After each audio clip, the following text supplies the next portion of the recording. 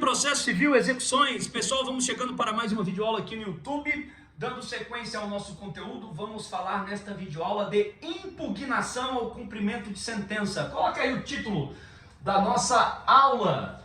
Impugnação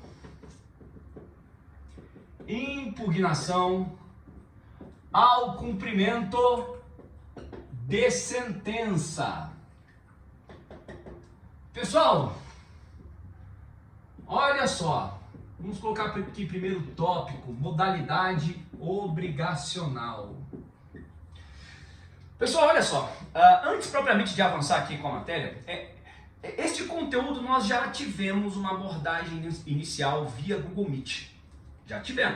Já introduzimos esse conteúdo, fizemos considerações a respeito da impugnação ao cumprimento de sentença via Google Meet. Agora a gente está trazendo a matéria para o quadro, aqui a gente vai ter chance de estruturar em tópicos e avançar no conteúdo com mais profundidade.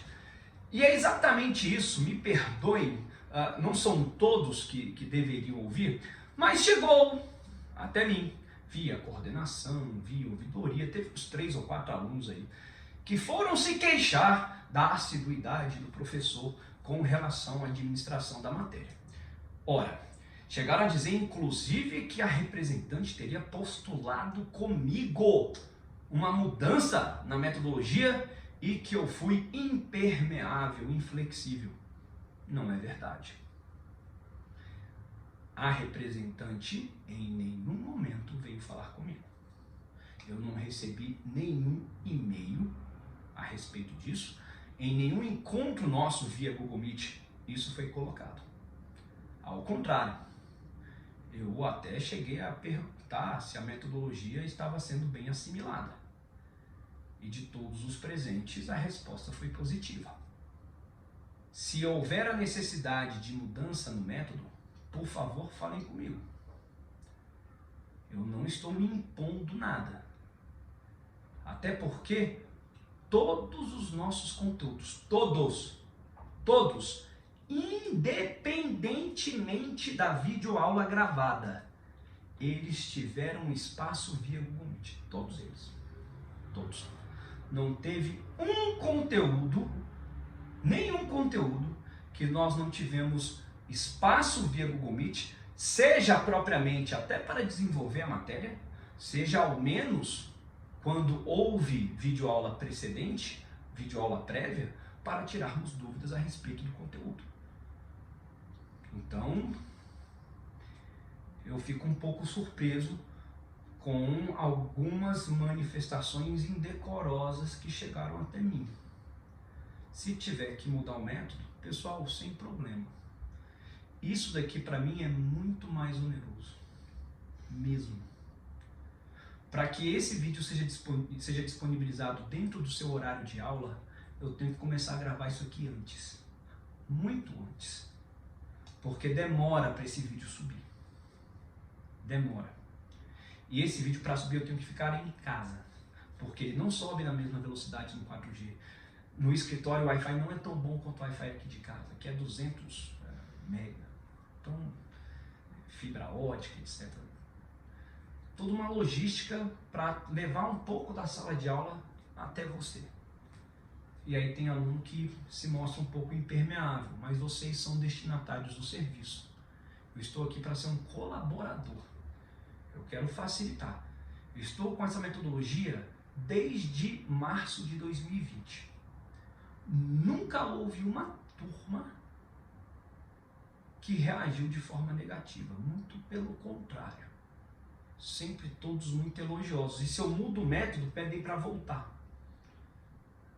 Sempre preferiram esta videoaula aqui, em detrimento da aula via Google Meet. Só que a coordenação pede para que a gente mantenha contatos regulares via Google Meet.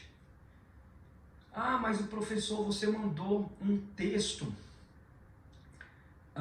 um material de leitura. Mandei, elaborado por mim. Eu não mandei você ler um texto aleatório, um PDF. Minha aula não é baseada em slide. O material que eu elaborei, que eu escrevi, tem quantas páginas de material? 15 páginas? E nós tivemos encontro via Google Meet para falar a respeito daquele material. Eu não empurrei o material e avancei com a matéria. O que é isso? Nós tivemos uma aula correspondente. Via Google Meet tratamos a respeito do tema. Então, eu realmente não consegui receber isso de forma justa. E me perdoem, talvez eu esteja sendo desnecessário aqui para 95% da turma. Mas eu preciso colocar um ponto de interrogação por conta da lisura e da correção do trabalho que eu tenho conduzido. Então, o que está acontecendo? Se houver uma reivindicação da turma, que realmente o façam. Vamos lá no Google Meet, nas nossas reuniões, compareçam. E o representante, de fato, me encaminha uma mensagem via e-mail, ou se apresente via Google Meet e a gente trata. Tudo bem? Mas não me parece adequado aí o eco que ganhou algumas coisas. Então, por favor, tá? Qualquer necessidade que a turma tenha, em sendo uma demanda coletiva, que me parece não ser, mas para aqueles poucos, 3, 4, que alardaram aí, deram eco a isso, por favor, tá? A gente pode conversar sim.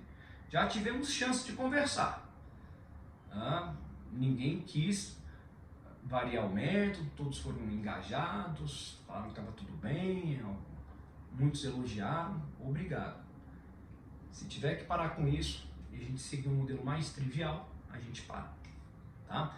Essa videoaula, uma videoaula de 30, 40 minutos que eu faça, é muito conteúdo.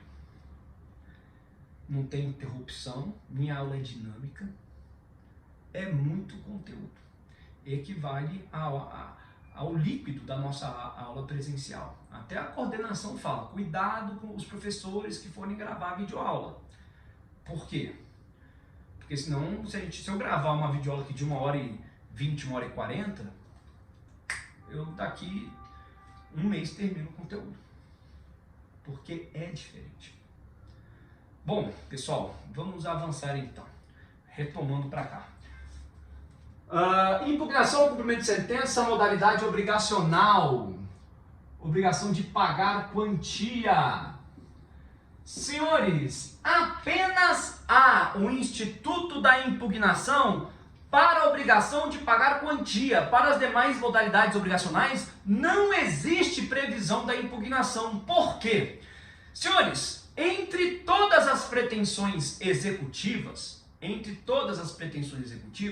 apenas aquela que se exerce em face de uma obrigação de pagar quantia é que gera uma consequência mais drástica, que é exatamente a expropriação de bens no patrimônio, no acervo patrimonial do executado, do devedor. Para as demais modalidades obrigacionais, obrigação de fazer, não fazer, de entregar coisa, nós não temos no procedimento a invasão no acervo patrimonial do executado. Lá, para a obrigação de fazer, não fazer e de entregar coisa, a obrigação, a rigor, se cumpre mediante o lançamento de medidas coercitivas pelo juiz. Aliás, essas medidas coercitivas podem ser fixadas, inclusive, de ofício, independentemente da manifestação do exequente, do credor. Aliás, não por outro motivo, e nós já tivemos chance de falar a respeito, é que o cumprimento de sentença para a obrigação de pagar quantia é a única modalidade obrigacional, é o único cumprimento de sentença que depende do requerimento do credor para que a execução aconteça. Para as demais modalidades obrigacionais sujeitas ao cumprimento de sentença, não há necessidade de requerimento do credor para que a execução se torne uma realidade. Mas para a obrigação de pagar quantia, sim. Apenas a cumprimento de sentença da obrigação de pagar quantia, se o credor se manifestar nesse sentido. O credor tem que requerer o cumprimento de sentença. Tudo bem? E é a única modalidade obrigacional, igualmente, que traz a previsão do Instituto da Impugnação. Não há impugnação para as demais modalidades obrigacionais. O cumprimento de sentença das obrigações de fazer, não fazer, de entregar coisa, não contam como Instituto da Impugnação. Por quê? Vamos resgatar aqui essa reflexão que nós colocamos, mas nós ainda não respondemos. Por que apenas há o Instituto da Impugnação para o cumprimento de sentença relativa à obrigação de pagar quantia? Senhores, já que por esse procedimento, cumprimento de sentença da obrigação de pagar quantia, há o desfecho de expropriação de bens do acervo patrimonial do devedor, do executado, observem que este meio é o meio mais drástico de satisfazer a pretensão executiva. A Constituição diz que ninguém será privado dos seus bens sem o respectivo, sem o devido processo legal. Ninguém será privado dos seus bens sem o devido processo legal. Ora, então o legislador teve o cuidado de trazer um instrumento próprio de defesa para esta modalidade obrigacional, quando se tratar do cumprimento de sentença relativa à obrigação de pagar quantia. Exatamente para que o executado possa se defender da pretensão executiva exercida pelo exequente. Não é o que se verifica com relação às demais modalidades obrigacionais, porque o juiz, ao lançar mão das medidas coercitivas, desfazimento de coisas, busca e apreensão, isso daí pode ser impugnado mediante o próprio recurso. Então, lá nas demais modalidades obrigacionais, não tem impugnação, mas pela via recursal, o executado consegue se defender. Aqui, não. Aqui a gente traz o Instituto da Impugnação, que vai ter uma natureza. Qual que é a natureza da impugnação? Qual que é a natureza da impugnação? Ah, professor, vai ter natureza de defesa. É verdade. Mas também vai ter natureza de ação. Boa parte da doutrina traz essa consideração de que sim, a impugnação, ela é uma via de defesa? Claro, porque o executado se opõe à pretensão executiva pela impugnação. Mas há também o exercício de pretensões declaratórias ou desconstitutivas, que pode justificar também a atribuição de uma natureza de ação à impugnação. Tanto que alguns tribunais exigem custas na hora de apresentar a impugnação. O código não avança nisso não, mas eu estou dizendo a vocês que alguns tribunais exigem o pagamento de custas quando a impugnação é apresentada. Ora, pela impugnação eu posso ter uma pretensão declaratória de prescrição. Quero que se declare a prescrição. Eu quero que declare a ausência, eu quero que declare a ilegitimidade da parte. Eu quero que se declare a ausência de citação ou a inexigibilidade da obrigação. Eu tenho, portanto, pretensões que são manifestadas na impugnação, em razão das quais se pode justificar igualmente a natureza de ação a este instituto, além propriamente, claro, sim, de ser um instrumento de defesa à disposição do executado, pelo qual ele se opõe à pretensão executiva. Senhores, pela impugnação, eu posso querer a desconstituição de uma penhora. Eu posso arguir a impenhorabilidade de um bem e pedir a desconstituição de uma penhora. A gente lá na frente, nos nossos estudos, teremos chance de estudar os bens penhoráveis, os bens impenhoráveis. Aliás, tem um material que em nenhuma doutrina você vai achar, que eu também fiz, eu vou compartilhar para você ler. Atualizadíssimo, jurisprudência refinada a respeito da penhora e empenhorabilidade de bens.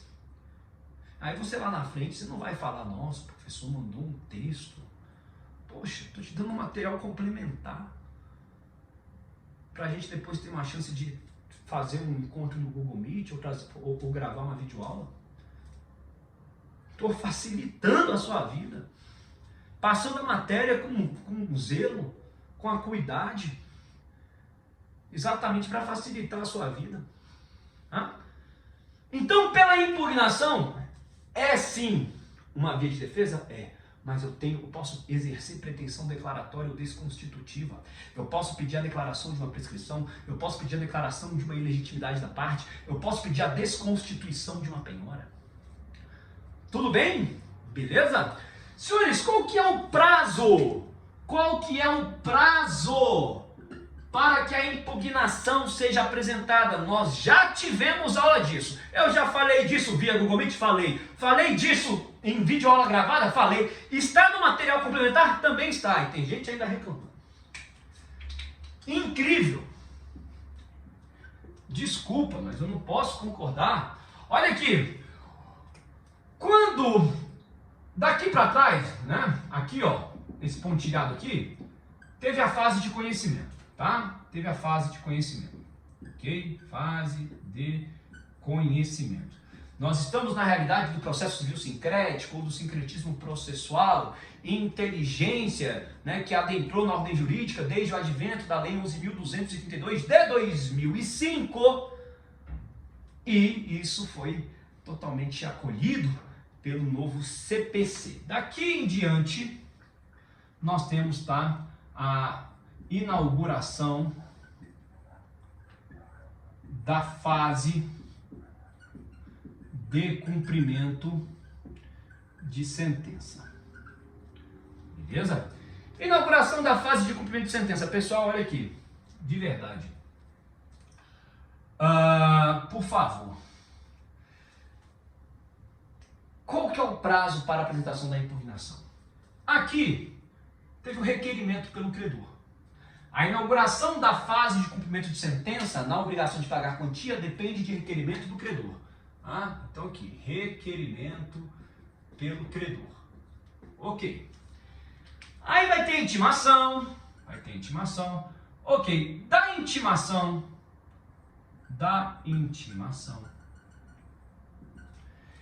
Eu vou ter um prazo de 15 dias para pagamento.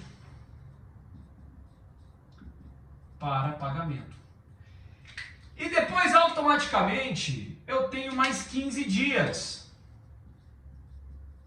para impugnação. O prazo de 15 dias passa a contar do dia útil seguinte ao término, ao exaurimento do prazo para pagamento. Simples assim. Se o prazo para pagamento termina hoje, amanhã em sendo o dia útil, amanhã começa o prazo para impugnação, vai ser o dia 1, independentemente de nova intimação.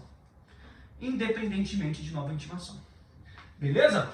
Pessoal, exaurido o prazo de pagamento, e aí? Multa de 10%. Honorários, também a razão de 10%. Professor, mas aí veio a impugnação, terá novos honorários? Não haverá novos honorários. Os honorários incidem simplesmente a conta do exaurimento do prazo para pagar. Pagou? Então não tem honorários, não tem multa. Não pagou? Escoado o prazo, multa 10%, honorários 10%, sobre o valor base. De novo, já falei isso bastante. Os honorários não incidem sobre o valor base mais a multa. Incide sobre valor base, tão somente. Ok? Maravilha. Esse é o prazo aí da impugnação. Pessoal, e aí? Quem é que pode impugnar?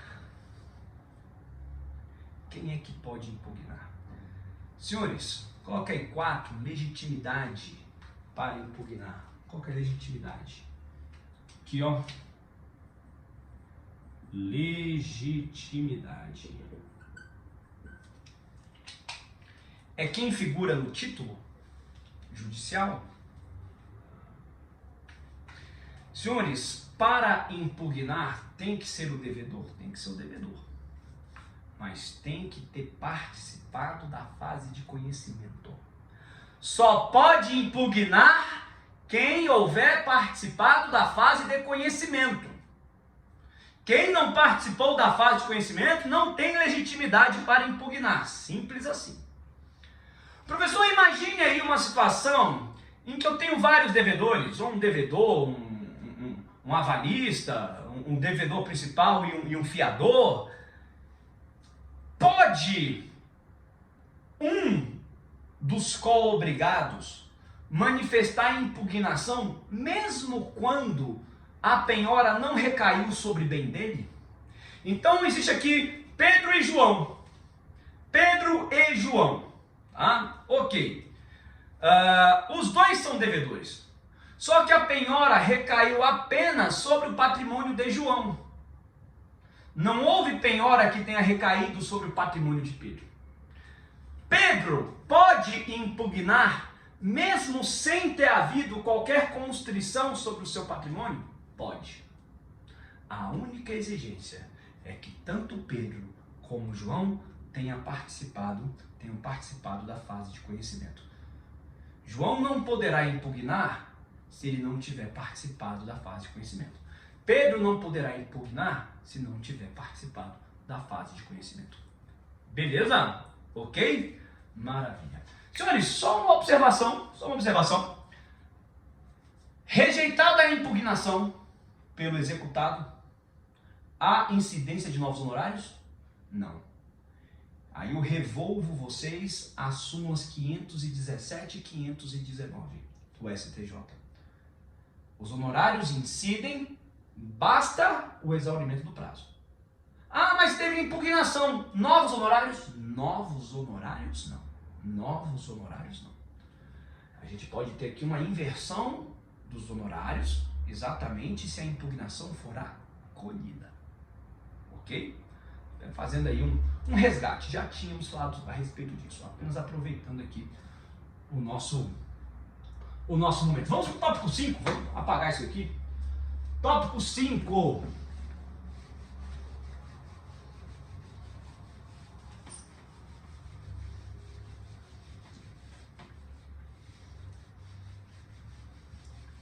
Senhores, e aí? Que matéria eu posso arguir, hein? Que matérias possíveis de defesa. O que eu posso suscitar na impugnação? Eu posso suscitar aqui a ilegitimidade da parte. Aqui é uma ilegitimidade da execução, de quem figure como credor e quem figure como executado, como devedor. Ilegitimidade da parte. Por exemplo, se a pretensão executiva se volve contra um devedor que não tenha participado da fase de conhecimento, por exemplo. Ilegitimidade da parte. Ausência ou nulidade da citação se na fase de conhecimento o processo correu à revelia. 3. Incompetência do juízo. Pode ser incompetência absoluta ou relativa. Incompetência absoluta ou relativa. Que mais? Que mais? Qualquer causa extintiva ou modificativa da obrigação, desde que posterior à sentença. Desde que posterior à sentença. Aqui, senhores, pode ser uma novação, pode ser uma transação, pode ser uma prescrição, qualquer causa modificativa ou extintiva da obrigação, desde que posterior à sentença. Que mais? 1, 2, 3, 4, 5 aqui, ó. Inexigibilidade da obrigação ou inexequibilidade do título. Inexigibilidade da obrigação, quase ficou apertado. Inexigibilidade da obrigação ou inexequibilidade do título. Senhores, obrigação inexigível. Às vezes, o credor exerce a pretensão executiva, mas na verdade há uma contraprestação devida por ele, sem a qual ele não pode sequer exigir o cumprimento do devedor. Por exemplo, o credor quer que seja entregue a coisa. Tá, ele tem direito ao recebimento, desde que ele faça o pagamento. Se existe uma condição, anote isso daí, se existe uma condição ou termo para ser adimplido, então não se pode exigir o cumprimento da obrigação. Primeiro tem que se aperfeiçoar, tem que haver o adimplemento da condição ou do termo. Havendo o adimplemento da condição do termo, aí a obrigação se torna exigível. Então, inexigibilidade da obrigação pode ser arguida aqui. Inexequibilidade do título. O título judicial ele tem que ser certo, líquido e exigível. Tá? Uma questão muito interessante que, se não me falha, eu provoquei algumas reflexões a respeito disso na nossa aula via Google Meet, diz respeito ao título judicial que está sendo executado, mas o seu fundamento está lastreado, está embasado em uma lei que foi declarada inconstitucional pelo Supremo Tribunal Federal.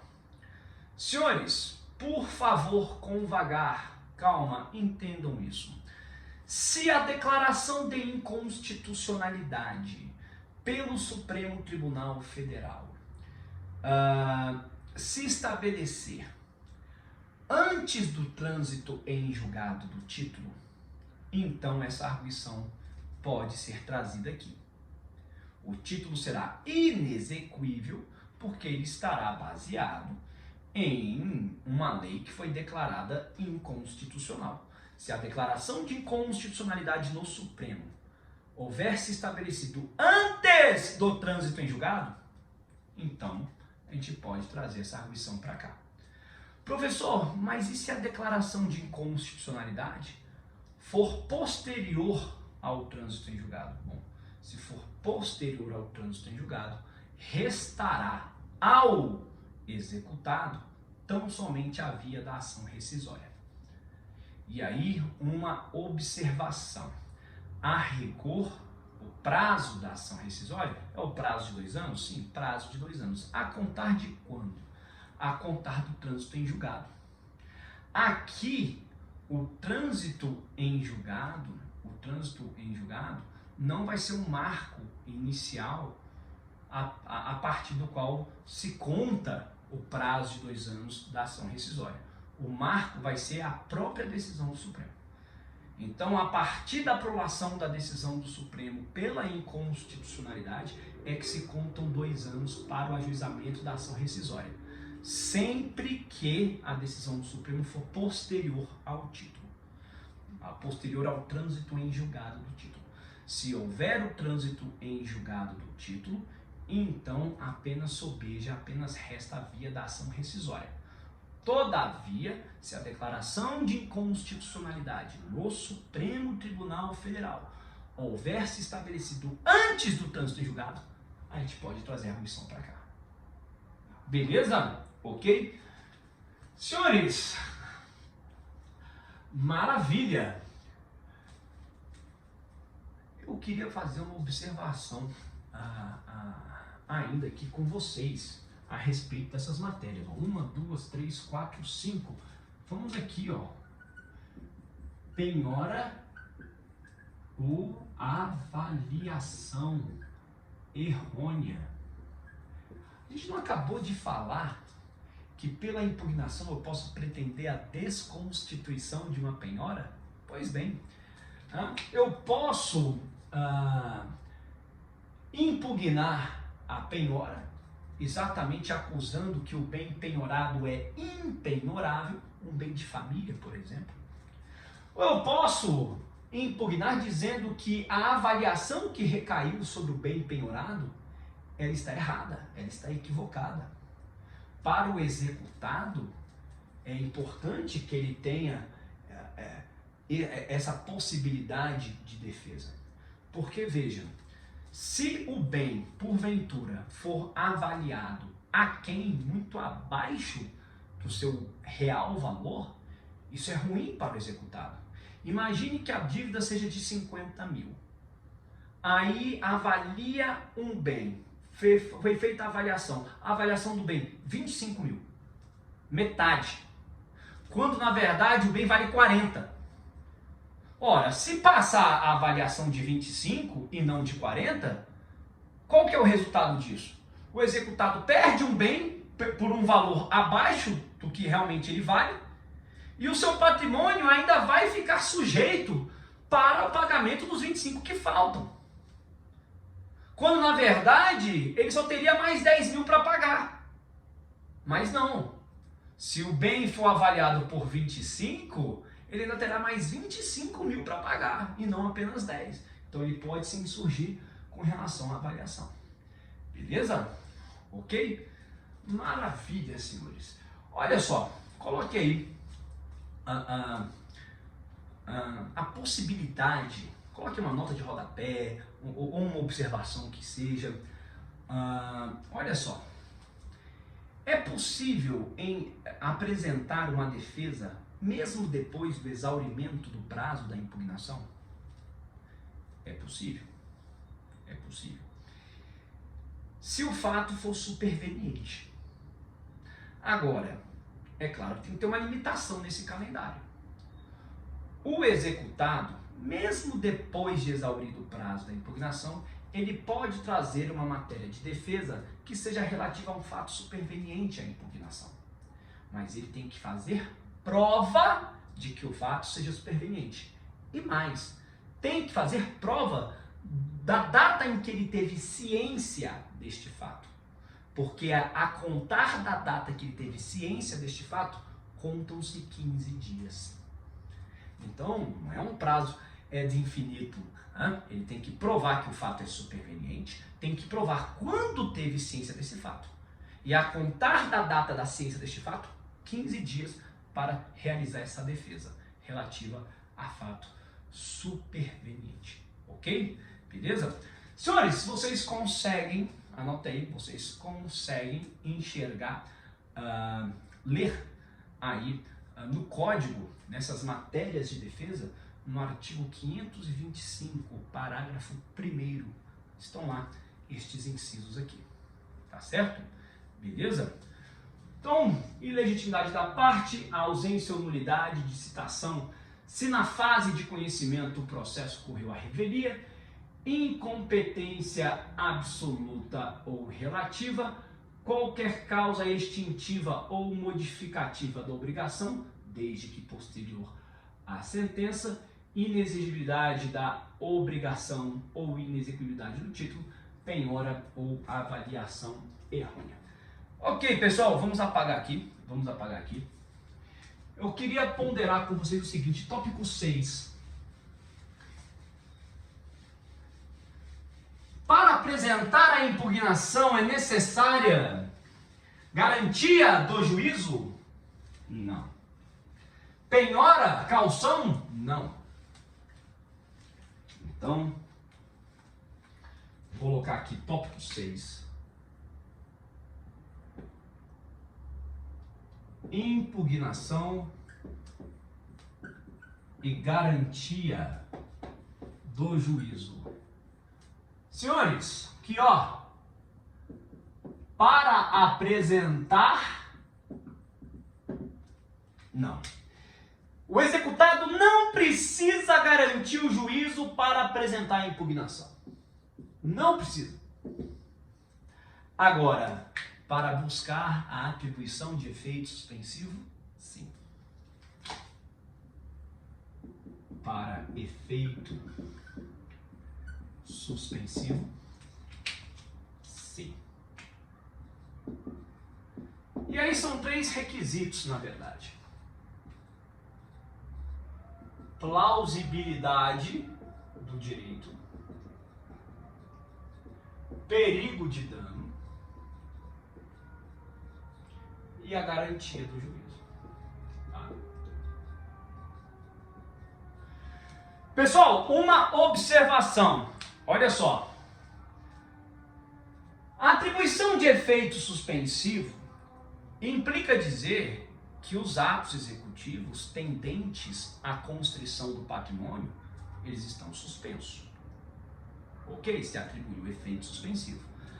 Agora, pode o exequente, mesmo diante do efeito suspensivo atribuído à impugnação, pode o exequente, mesmo assim, conseguir levar a cabo até os últimos estágios, os últimos termos, os atos executivos? Pode.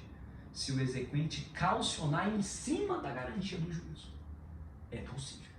Então, há a possibilidade da execução continuar se o exequente calcionar em cima da garantia do juízo prestada pelo executado. Tá bom? Beleza? Maravilha. Senhores, excelente. Encerramos aqui mais uma abordagem nossa, essa da impugnação no cumprimento de sentença. Se ainda assim sobejar, restar alguma dúvida relativa a este conteúdo, a gente vai ter chance via Google Meet de conversar, como sempre tivemos. Não é verdade? Beleza? Pessoal, então até a próxima. Obrigado.